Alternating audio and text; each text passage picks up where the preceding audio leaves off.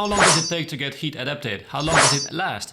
What benefits can you expect? Are there any risks? Should you avoid it perhaps? Is it really the poor man's altitude training? But what does heat adaptation really mean anyway? And is more heat better? Today we're going to answer these questions and more about heat training and training in the heat, which is not exactly the same. So stay until the end because there are plenty of very interesting things that I bet will surprise you. First of all, can you run in the heat? Yes, definitely you can. All humans can. It will for sure feel harder at the beginning, but you do have the ability to adapt. In fact, this is precisely what distinguishes humans from animals, is the ability to regulate our body temperature while performing a long effort. As our ancestors developed the skill of hunting down animals for long distances, the human species was the only one with the ability to sweat in order to evacuate the heat and keep running after the prey. Most animals cannot sweat and have developed other strategies to evacuate the heat, but not quite as efficient. Horses, for example, can sweat a little bit, but we humans sweat 20 times more than horses. So sweating is our primary way to evacuate heat via evaporation of the liquid in the surface of the skin. Evaporation of the liquid is a physical process that requires energy that is taken from the heat of the body, and that's why it cools it down. So here we already have one interesting thing. Sweating will only cool you down if it can evaporate. That means you need to wear light and breathable clothes. For example, I wear very short athletic shorts because they're much more breathable than tights. Secondly, it is actually better if there is, let's say, a light head wind or a light breeze that helps the evaporation process. That's why it actually feels warmer if you run on the treadmill, even if the air conditioning is on. On the other hand, if you have tailwind, it's more difficult to cool down because the wind doesn't help evaporation. Thirdly, high humidity in the air means the air is already saturated with water, so it will not accept more water, which means evaporation is more difficult. That implies that in very humid conditions, even if you sweat a lot, it will not cool you down as efficiently. So yeah, it's not just about the heat, but also about humidity. And number 4, the surface of your skin exposed to the air is quite important.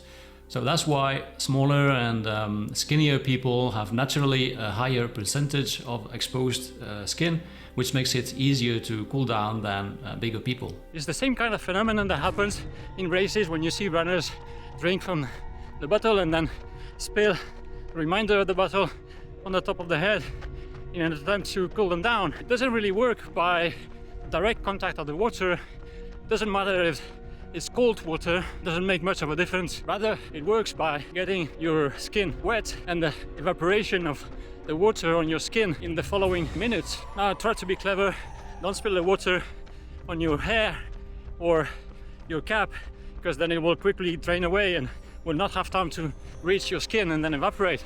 So it's a much better idea to basically throw water at your face or even your arms, your hands or your chest, and in general the front side of your body that is more exposed to the wind, so it facilitates evaporation. Now if you're gonna get some heat adaptation, you'll only be able to use that as a competitive advantage if you're gonna race in significantly cooler conditions. Consider that heat adaptation takes at least 3 weeks and goes quickly away, so you need to carefully craft your race calendar, pretty much like you'd have to do with altitude training.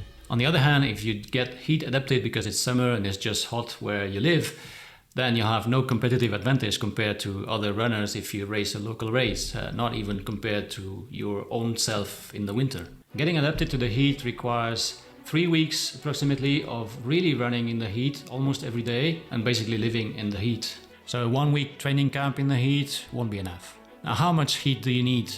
Garmin starts counting heat adaptation from 22 degrees Celsius, but for me that's not really enough. I would say rather like 28 degrees. But what's important is that the temperature is significantly higher than what you're used to. I would say about 15 to 20 degrees more than what you normally train at. And bear in mind, humidity is important too. And then direct sun exposure, because official temperatures are typically measured in the shade, but we are more likely to be racing under the sunlight. So that adds about, let's say, 5-6 degrees due to the radiation. Now let me stress that it requires actually running in the heat, not just getting into a sauna or a hot tub or even wearing an extra layer of clothing. That doesn't work, because it's about teaching your body to sweat more and earlier during the effort, and also to withstand the blazing sun on you, and of course build the mental toughness to keep running. So you cannot really fake it. You cannot really train for the heat if you don't run in the heat and live in a hot and humid and sunny place during at least 3 weeks. A hot bath will not allow you to sweat and let it evaporate because you're already in the water.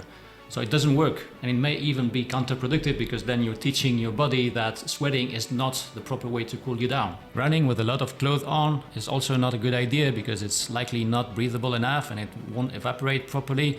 So again, you're teaching your body that sweating is not a good strategy for cooling down. Perhaps if you really want to heat train during the winter, the best setup would be to run on a treadmill with the heating on and put a fan in front of you, light and breathable clothes so sweat can evaporate, and then also add a humidifier device and an infrared lamp, and you're good to go. And repeat that for 3 weeks. Yeah, not so easy. So generally speaking, once you get heat adapted, don't expect you'll be able to run as fast as you do in the winter, but at least you'll be able to endure running without feeling that you're carrying like 15 kilos of extra weight. So when you run in the heat, the first thing you'll notice is that your heart rate will be higher. And don't expect that once you get adapted, your heart rate will come down again. It will remain high, but running will feel easier. In my experience, what I've been measuring year after year is an increase of 1 beat per minute every 2 degrees Celsius, roughly. So let's say in the summer, the temperature is 20 degrees Celsius higher than in the winter, then your heart rate will be 10 heartbeats per minute higher for the same sort of speed and effort. Said differently, if you want to maintain the same heart rate in the summer as in the winter with 20 degrees Celsius of difference, then you should probably run about 30 seconds slower per kilometer. However, that doesn't mean you should slow down, and this is where it gets interesting. Your heart will naturally beat faster. What you need to adapt is your training zones. So for instance, if my zone 2 in the winter was, let's say, 128 to 138 to make it easy, in the summer I can easily shift it to 133 to 143, like 5 beats per minute up, and it will still be zone 2 because my heart naturally beats faster, but we'll cover that in just a minute, so keep watching. So you're much more likely to come close to your maximum heart rate in the summer than you're in the winter. In my case, for instance, my heart rate hardly goes above 157 even for very hard efforts, but in the summer I can easily reach 163 or so for the same effort. And again, that's normal. Of course, there are some risks. Please listen to your body. If you find yourself like gasping for air, then you need to slow down. If you feel headache or dizziness, that's a clear signal that you should dramatically slow down or even stop. If you're cramping, remember to pay special attention to hydration and taking electrolytes, because sweat means you lose water and electrolytes. Don't be afraid to stop often to drink. Try to find a course with fountains or places to drink, or bring your own water, or stop in a shop to buy something. So yes, it's okay to run in the heat, but please pay attention to your body. Get enough water and electrolytes. Don't be scared if your heart rate is high. And by the way, your heart rate data on the watch is likely to be slightly wrong, even if you wear a chest heart rate monitor, because of the sweat and the sunlight that interferes with the sensors. So don't pay too much attention to your heart rate data, but do pay a lot of attention to your own body's proprioception. That is what your own body tells you about itself. So don't do crazy things, and in any case, go progressively until you get adapted and become more efficient. Another kind of risk that may seem anecdotal, but is important, is sunburn. So protect yourself properly or you will regret it. Now, in my case, I don't really like sunscreen in general, and even less when I'm sweating, you know. But I do wear a cap pretty much all the time. I've got this special cap here that has the ability to drain sweat, or possibly rain if it's raining. And talking about rain, another risk in the heat, depending on where you live, is that electric storms are much more frequent. It may be sunny when you get out of home, and then the weather changes and you get an electric storm. So perhaps the advice here would be to not go too far from home, and make sure there are places where you can be safe in case that happens to you. For sure you will have heard the typical advice from your coach, your friends, or YouTubers, or even from your mom, to avoid the hottest hours of the day. Try to run early morning or late evening, and also try to run in the shade. I would say yes, if you want to avoid the heat, then okay. But if you really want to get heat adapted, then that doesn't make sense. Don't try to avoid it. Just train consequently and be aware of the implications of training in the heat. Here in Valencia, for example, there's very little temperature difference between the day and night, or early morning or midday.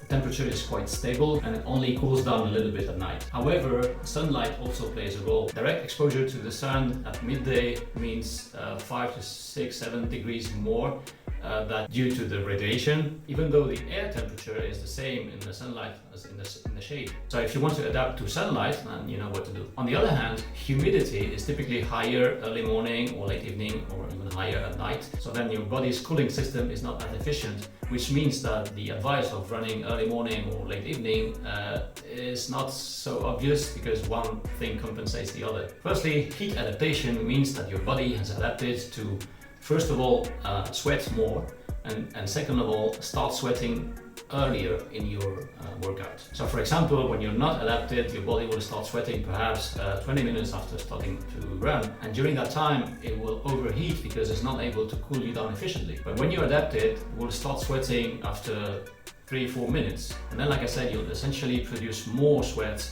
to evacuate more heat through evaporation. Quick tip here: since you will sweat a lot more than in the winter, and perhaps you even try to cool you down by throwing some water at you, and your shirt, your t-shirt or singlet will get drenched much more quickly, and therefore will also become heavier and then stick to your skin, and it will start chafing on your nipples a lot sooner, and we don't want that.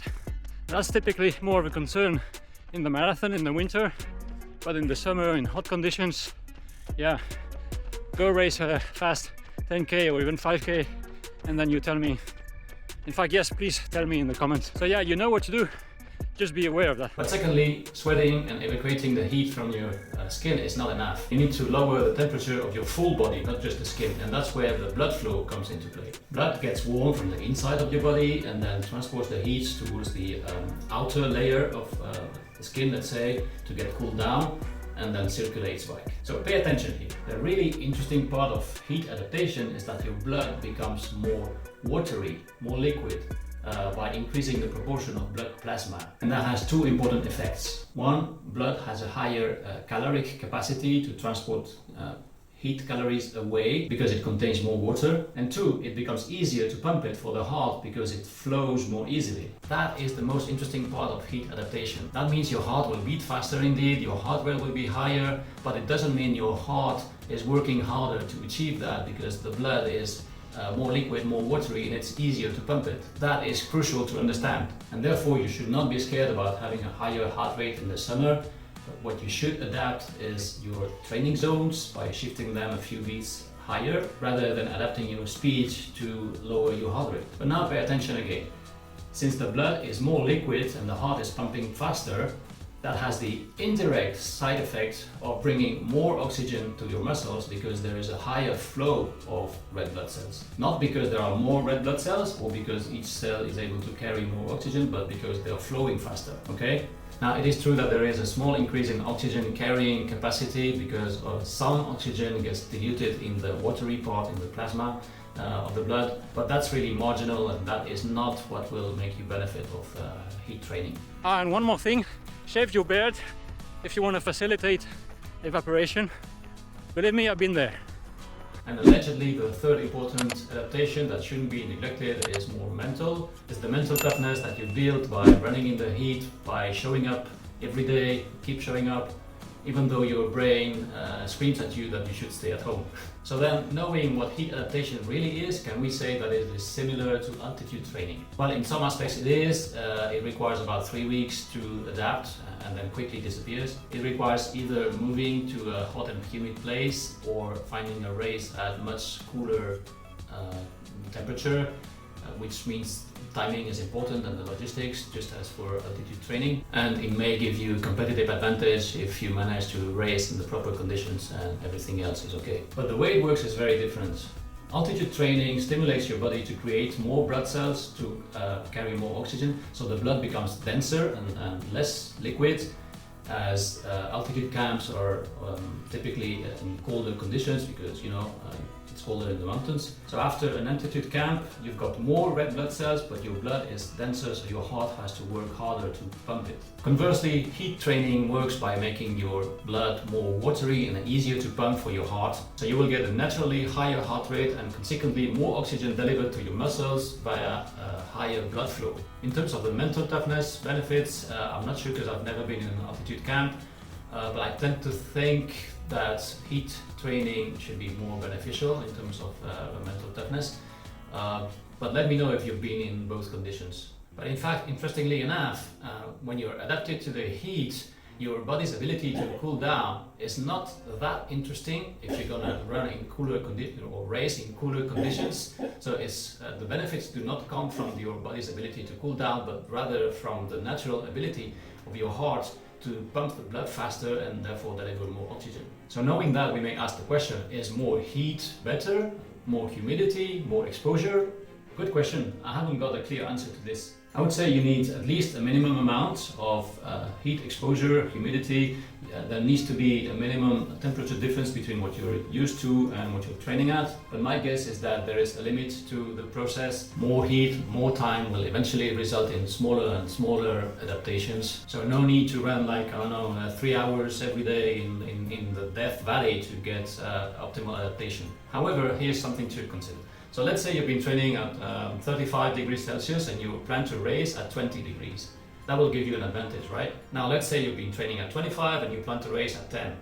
That will give you theoretically the same advantage because it's 15 degrees less. However, logistically it's not the same because it means you're gonna have to find a race at 10 degrees, which in the summer it's much more difficult to find. It means you'll have to travel much more north, which limits the choices, and going further north means that the chances that the weather will not be good and raining or windy or the floor will be wet and so on are higher. Whereas, logistically, if you plan to race at 20 degrees, the range of options for races is much bigger. But on the flip side, if you have trained, let's say, at 35 degrees and you think you will race much faster at 10 degrees, which is 25 degrees difference, you may be wrong on that. Not only for logistics reasons, but because heat and cooling down is not the limiting factor anymore.